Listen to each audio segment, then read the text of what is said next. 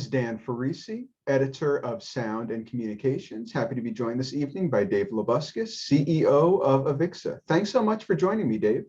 Thanks for having me, Dan. Happy to be joining you. So today has been a pretty consequential day in the commercial AV industry. NAB show has decided it cannot move forward with an in-person event in Las Vegas next month. Obviously, I've been on AV Tweeps Twitter. People are thinking about InfoComm. Everyone seems very much to want InfoComm to press forward as an in-person event. AV Tweeps are dying to get together, that in-person networking, that vibe that we create and that really only can be had in an in-person environment. But I think a lot of people are wondering, with the NAB news having broken, what the status is of InfoComm. I know you chatted with Tim Albright earlier this month, but so what's the latest on InfoComm 2021? InfoComm 21 status has not changed. We didn't base our plans to hold the event based on NAB holding an event, and we're not basing our plans on canceling the event based on NAB canceling the event. It's unfortunate that they made that, or we're in a position where that decision had to be made by them. But all of our data, all of our evidence, all of our indicators, and as you mentioned, all of the community and ecosystem that is brought together by InfoComm clearly want the event to move forward. So the question becomes, can the event move forward in an environment that is responsible in current conditions? And the answer to that question, as you alluded to, I think I answered pretty explicitly and completely last week. And those conditions have not changed. So just to kind of, some of these questions may be a little bit hypothetical, so feel free to redirect if necessary. But I think a lot of the reason that NAB ended up not being able to move forward was an exodus of exhibitors, especially the big anchor exhibitors who take up the biggest piece of the floor space. Is there in your mind, and I'm not going to ask you for a number or anything like that, but if you see 30% of exhibitors, 40% of exhibitors, 50% of exhibitors make a determination that it's not something that they can move forward with, is there a threshold where InfoComm or AVIXA would say this is not sustainable? Or if people want to be there, however many exhibitors there are, however many attendees there are, you're going to give them that environment. You're going to be the conduit for that networking to happen, period. Yeah, well, I don't want to speculate on the decision process that went through in another organization. What I can share with you is that we are in constant communication with our exhibitors, and without fail, they want to be in this event. Some of them are making decision that it's not best for them to be there this year. Others are looking at how to adjust their presence, and others are doubling down and reaffirming. We had a couple, we had new exhibitors come into the show last week as well. I think the conversation has to wrap around managing and being honest and clear about expectations. So the disconnect comes into play if I was out there communicating to the industry that there were going to be 150,000 people in Orlando the last week of October, and we got there and we didn't have that. That's where you fall into a challenge with regards to expectations not being fairly set. Our exhibitors know that there will be less people there. We know that there's a level of uncertainty with respect to how many will be, but we know there will be less than the last time we were in Orlando. To answer your hypothetical, I don't have an answer for it, Dan. Just to be completely open, the show's not about 1 or 2 or 3 or 5 exhibitors. It's about the industry. It's about moving forward. It's about recognizing that we can't cancel our way to the future. and that we need to look at what we have and manage to that and deliver a valuable event. I, th I think a lot of the AV community agrees with that sentiment that we can't cancel our way to the future. And at some point, we need to return to a semblance of normalcy. And certainly when I'm on Twitter and talking to fellow AV community members, there's a big appetite for an opportunity to get together, albeit with safety precautions and things of that nature, and have real networking. As much as virtual networking can be enjoyable and beneficial, it's not the same as face-to-face networking, and safety precautions notwithstanding, there really seems to be an appetite for that. So I'm going to ask you this, and I won't be offended if you don't answer, but of the people who did sign up for InfoComm 2021, can you tell me how many people have decided not to have a physical presence, have withdrawn their physical participation in terms of a percentage or a number? Yeah, so people sign up every year and then cancel, right? So the number I have in my head that I know is accurate is that we've had 120 exhibitors cancel. But that's over the course of a year and a half. So some of those have canceled because they're no longer in business. Some of them have canceled because they were acquired. The best place that I can point you to identify who is and isn't in the show is infocommshow.org, and look at the floor plan. Mm-hmm. There's a lot of speculation about the accuracy of that floor plan, and I will take advantage of our conversation to once again very explicitly state that that floor plan is updated and is accurate from the moment that a status is changed with an exhibitor. And so you could work through that. The reality, in my opinion, I understand why you're asking the question, but in my opinion, we should be talking about who's in the event, who's there. We have 400 exhibitors, plus or minus exhibitors, that are in an event. If you were to look at trade show listings for 2019 and look at the size of the event that we are putting forward, it's in the top percentiles of trade shows in the United States, even at the size it is at. It's part of what people, I guess, are distracted by is the conversation to cancel rather than the conversation to those that are there. And the other piece of this that I would take advantage of your question to make sure I state out loud is the people that attend that event have money in their pocket. You've done coverage of AVIXA's industry outlook reporting and the future of the AV industry. And our industry is strong and coming back strong. And the people that come to that event, not just the excitement of reconnecting with their AV tweeps and their colleagues that they haven't seen, but they have money in their pocket and they're spending it. They have projects that they're working on. So there's a community aspect of the show that, from a personal perspective, people that know me know that I'm deeply emotional and committed and passionate about the community of AV. But people that know me also know that I'm a pretty pragmatic businessman. And there's a commercial aspect to this event that hasn't had release for almost 2 years, or more than 2 years in some cases. And our exhibitors have partnered with us and want to deliver that to the channel and are excited about being there. So you had mentioned that you've had people sign up for the show just in the last few weeks, and you mentioned also that some companies with whom you're in contact are essentially redoubling their commitment to the show. Can you talk about some of those names, companies with whom you're in contact that are saying, we're all in on InfoComm 21, we're redoubling our investment, we're going to have a large footprint in Orlando? I think better than me talking about them is they're talking about them. There are interviews taking place now with those exhibitors.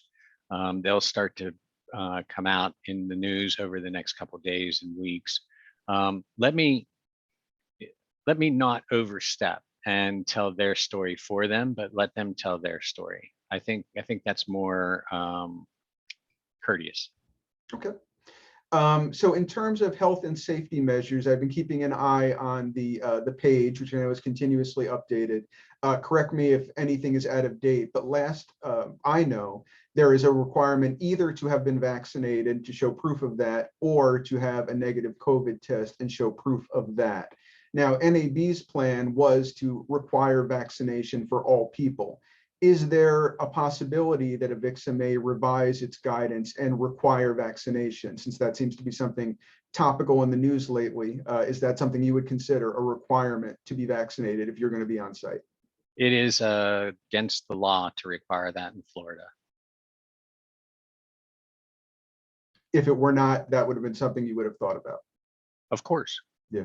There is not, well, I suspect there is something we haven't thought of, but as you alluded to, that those health and safety guidelines are being updated on a ongoing basis. I've got a team of what I believe are the most effective professionals in the trade show industry that are working to organize and deliver this event.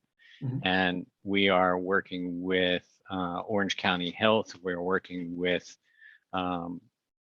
experts across our organization to ensure that we position this event to be a responsible and safe event. And that's why those guidelines are there. And we take them very seriously. I've said this a couple times to other people, but I want to make sure I say it to you as well.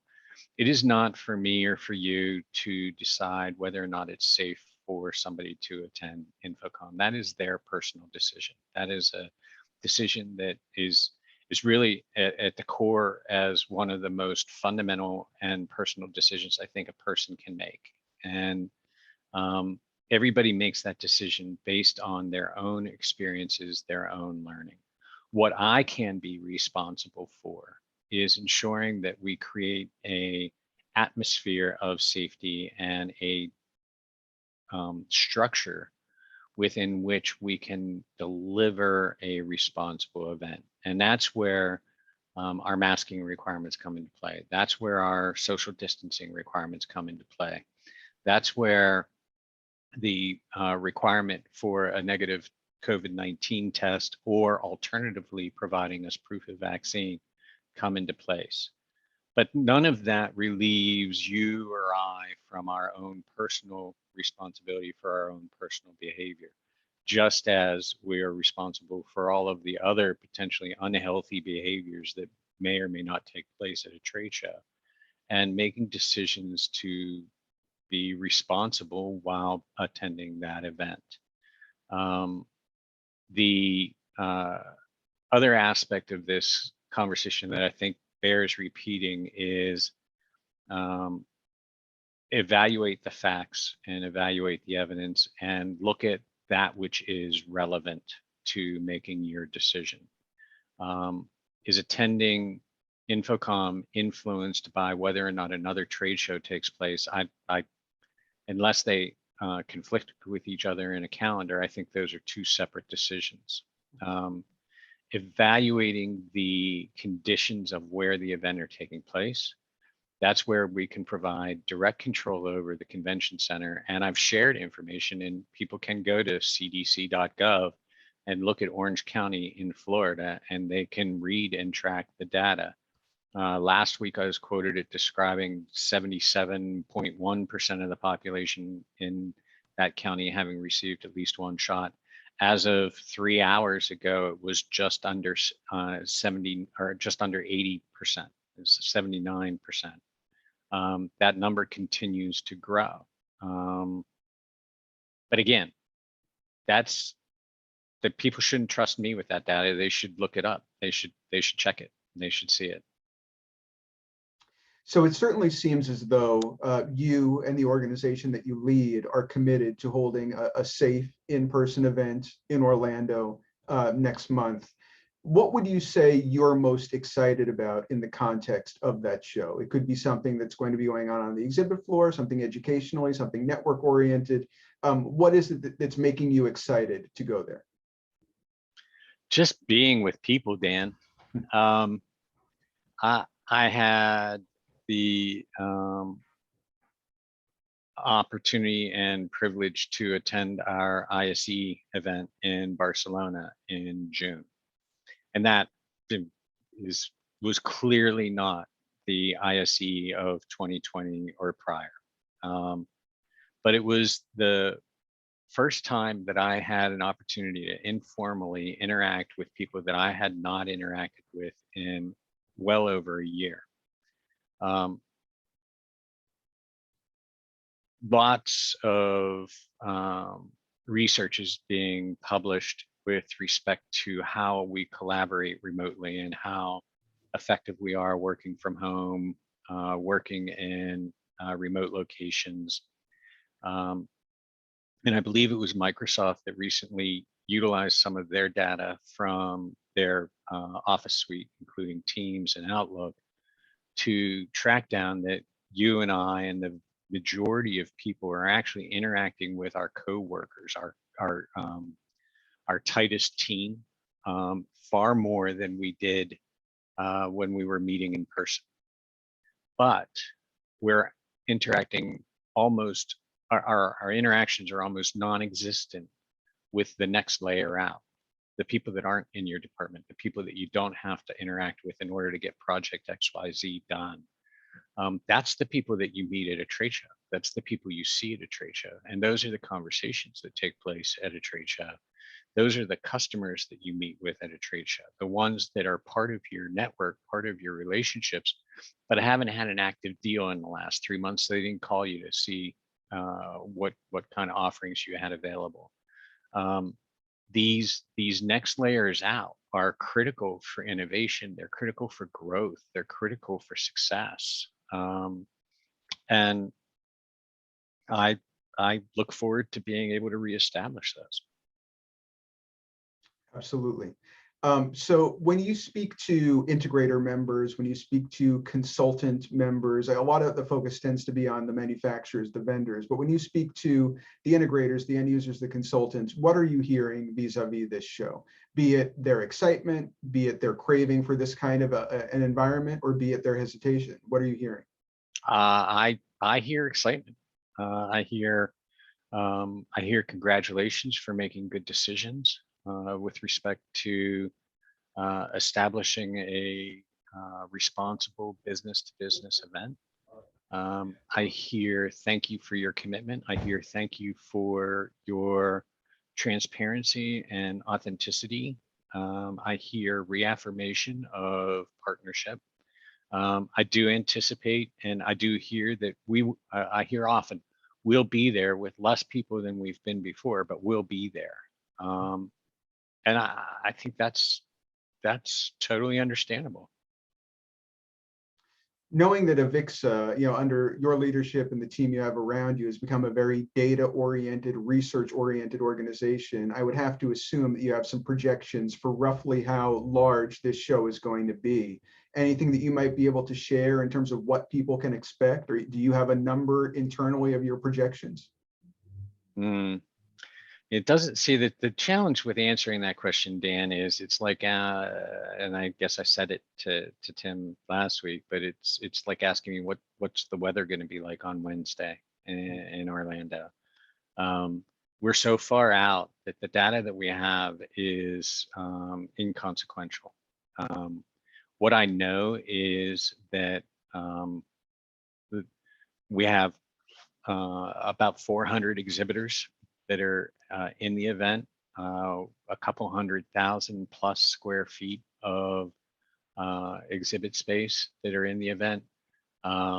We are tracking at nearly 10,000 attendees that have registered for the event.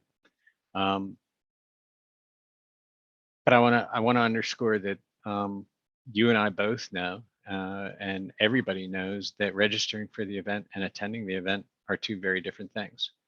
And that number is, what you probably don't know is that number is almost meaningless 6 weeks before an event. in normal times, let alone our new normal times. People register later.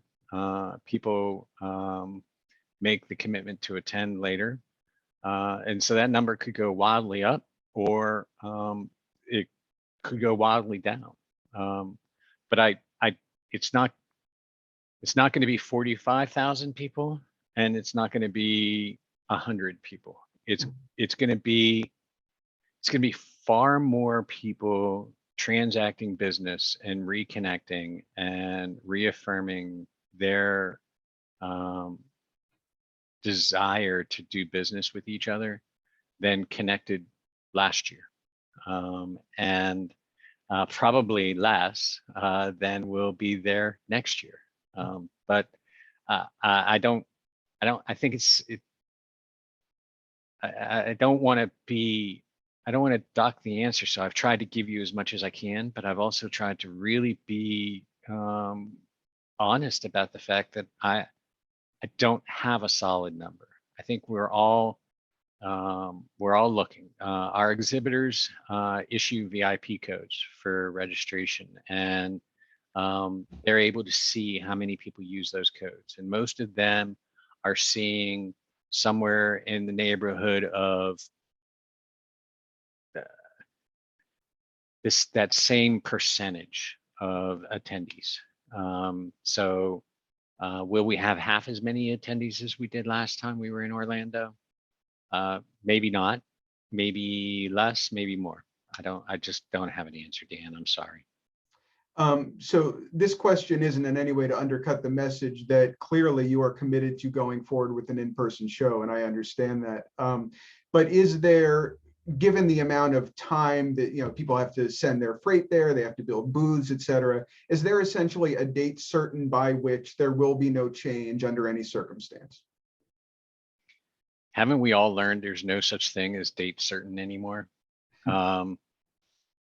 There is no expectation that the event will be canceled. Based on the exhibitors that we have in place, based on our guesses with regards to attendance, based on the current status of Orange County and COVID, based on the fact that our survey, our most recent survey of our attendee base suggests that 96% of the people that would be attending are fully vaccinated. There are exhibitors that are highly dependent upon this event for their marketing strategy. There are companies that participate within our event that spend the vast majority of their marketing budget on InfoComm in order to re-engage and reinforce their presence within our channel. There will almost assuredly be other exhibitors that choose to not be with us this year, and I will regret that and miss them and look forward to seeing them in 2022. But I don't anticipate a change in the public health status, a change in the business status that would cause us to cancel. And my exhibitors want the event. They're looking forward to the event. They are excited about the event. This is not a situation where the exhibitors have no choice. I mean, those that want to sit out this year are stepping out. But again, hundreds and hundreds of brands are in the event. Why would we cancel? It's a valid point. So you made another point, which is that AVIXA and InfoComm do not take their cues from other shows, that you have your own independent decision making and your own internal process of deciding things. Knowing that NAMM has now been delayed until June of 2022, and it's essentially going to be 2 or 3 or 4 days separated from InfoComm 2022, and assuming InfoComm 2021 goes ahead in October, is there any consideration to InfoComm 2022 moving or being separated in any way from NAMM? No, The movement and scheduling of trade shows is it's not. We've talked about this before. It's not like changing your hotel reservations for vacation. We're taking hundreds of thousands of square feet and more and delivering an event. And these calendars are set years in advance. So no, we are looking forward to being in Las Vegas in June. Is there anything else you would like to tell our audience vis-a-vis InfoComm 2021 and what they can look forward to next month? I just can't wait to see them if they choose to attend this year, and if in their evaluation of the situation they choose not to attend this year, then I can't wait to see them next year or hopefully sooner at another event. The commitment that I do want to ensure that we deliver to anybody that's watching this is that we have roles in place to deliver a responsible and safe gathering. Hundreds of trade shows are happening in the country. Thousands of people are gathering every day. Tens of thousands of people are traveling to Orlando and going to amusement parks and doing it safely without significant incidents. I look forward to seeing you at the end of October in Orlando. Likewise, I look forward to seeing you, Dave, and thank you so much for taking the time not only to speak with me, but also to answer my questions so forthrightly. I really do appreciate it. This is Dan Ferrisi, editor of Sound and Communications. Happy to have been joined by Dave Labuskes, CEO of AVIXA, who, along with me, is looking forward to an in-person InfoComm 2021 in Orlando next month. Thanks a lot, Dave. Thank you, Dan.